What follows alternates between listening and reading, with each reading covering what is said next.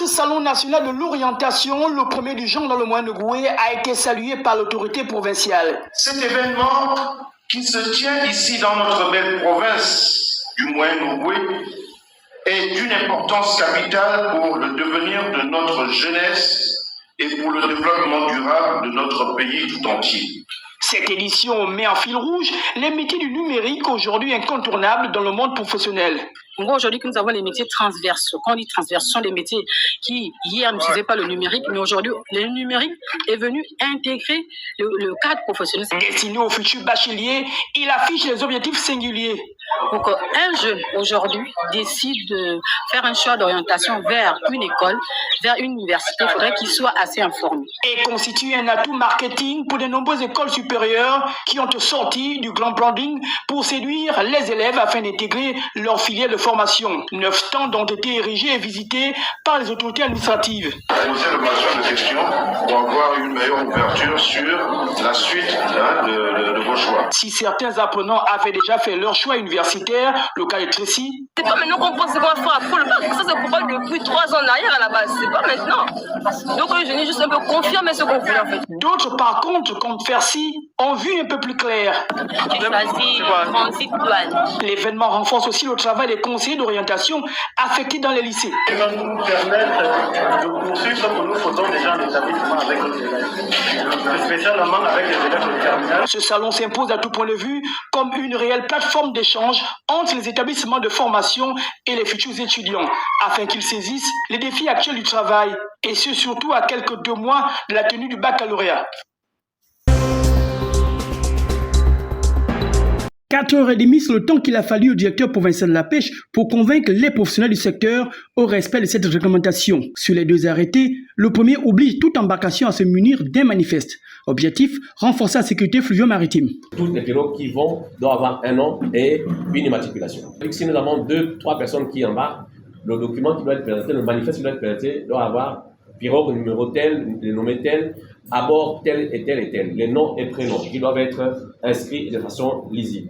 Ensuite, nous devons avoir les numéros de toutes les personnes qui embarquent, le numéro de téléphone. Le second, lui, crée encore plus de vagues. Il s'agit de l'interdiction temporaire d'exporter le très prisé poisson sans nom. Pour le ministère, l'idée est de mieux encadrer et assainir le secteur de la pêche et la vente de ce poisson. Un marché où se confondent nationaux et expatriés. Cette cartographie des acteurs du secteur de la filière sans nom permettra à l'administration de savoir qui fait quoi et à quel endroit se trouve. Parce que jusqu'à maintenant, l'activité est de plus informelle que professionnelle. Ici, la nouvelle étonne et passe très mal, quand on connaît la place qu'occupe la pêche et l'exportation du sans-nom. Rien qu'en 2025, 924 tonnes exportées, 1300 en 2024. Pour les acteurs de la filière, la nouvelle tombe mal, surtout à quelques semaines de l'entrée dans la grande saison de pêche. Un poisson qui se vend à prix d'or hors de nos frontières. Si l'arrêté était apparu plus ou moins avant, on allait entamer des discussions avec la tutelle. Mais l'arrêté apparaît à quelques mois, à quelques jours de l'activité intense, donc la saison cesse. Et c'est à cette période-là où l'activité est intense. Donc c'est quand même ça dérange certains des acteurs que nous sommes. C'est pour ça que nous appelons la tutelle de revoir sa position. Ce sont ainsi plusieurs stocks dans les entrepôts qui vont périr. Les professionnels invitent le ministère de la Pêche à des négociations et assouplissements.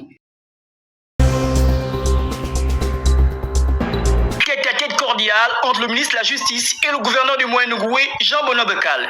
Juste après cet échange, petite marche de moins de 100 mètres, puis monter la trentaine de marches d'escalier pour atteindre le palais de justice. Augustin Eman a fait le tour du propriétaire pour évaluer les conditions de travail des personnels en poste dans cette juridiction. Objectif de cette première prise de contact, ici au tribunal de première instance ou encore au tribunal administratif où il est passé juste après, évaluer le fonctionnement de la justice et d'intensifier éventuellement des mesures d'amélioration. J'ai visité l'Embarrané aujourd'hui, mais je ne vais pas tirer de conclusion uniquement après avoir visité l'Embarrané parce que l'action qui est la mienne concerne l'ensemble du Gabon. Chaque étape a été ponctuée par des séances de travail à huis clos pour réitérer les encouragements des plus hautes autorités du pays. On oublie de saluer le courage qui est le leur, l'abnégation, de travailler dans cette ambition. Je vous assure que ce n'est pas évident.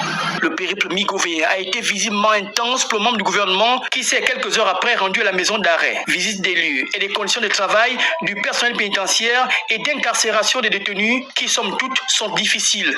Ce n'est pas qu'un vœu pieux, c'est que tous, c'est vraiment un effort qui est demandé à notre pays, à notre État, de tout faire pour que la situation de ces gens s'améliore. Lorsqu'on est confronté à cette déshumanisation,